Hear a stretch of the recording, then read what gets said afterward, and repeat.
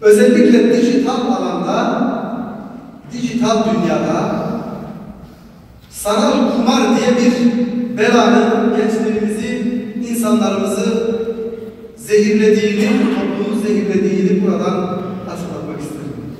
Çok kıymetli anneler, babalar, kardeşlerim, gençlerimizi bu tehlikeye karşı ve sanal dünyada bunun gibi onlarca tehlikeye karşı çok titizlikle uyanalım. Onların neler yaptığını, kimlerle görüştüğünü, kimlerle konuştuğunu merak edelim. Usulünce kırmadan, dökmeden, onları incitmeden ama titizlikle takip etmeye çalışalım. Sadece şunu herkes söylüyordu. Sigortası varsa sigorta gelir ona sahip çıkar. Bir tarih görmedim. Ben orada bizzat gezdim. Ama şimdi devletimiz gerçekten büyük bir fedakarlıkla bu şehirleri yeniden ayağa kaldırıyor ve bize düşen de şehirlerin bu fedakarlığına sabırla, duayla karşılık vermektir. Elbette ki bu zorluklar geçecek ve Allah'ın izniyle bu zorluklardan sonra güzel bir şehre kavuşacağız. Devletimizin bu fedakarlığına 2021'de veya 2022'de Almanya'da bir sel felaketi oldu. Ben oradaydım. O sel felaketinin büyük kısmını gezdim. Bu kurbanın ruhuna aykırıdır. Allah'ın sevgisini kazanmak için gayret eden bir mümin.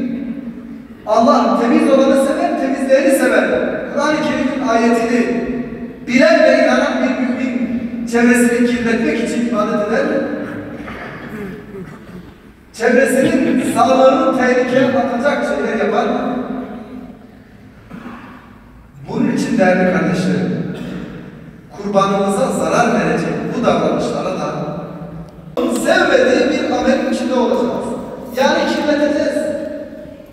Çevreyi, komşumuzun, akrabamızın, eşi, dostun rahatsız olacağı hac yaptığı günlerdeyiz. Ya Rab, dualarımızı, niyazlarımızı dergahında kabul eyle.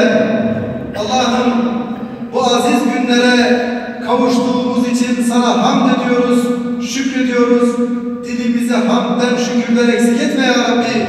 Ya İlahi Alemin, evlerimize, hanelerimize, sokaklarımıza, şehirlerimize huzur, sekinet, kardeşlik nasip eyle ya Rabbi. Lillahilhamd. Allahu Ekber, Allahu Ekber, Allahu Ekber ve lillahilhamd.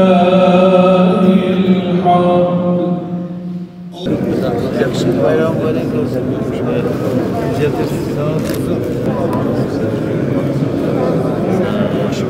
İyi bayramlar.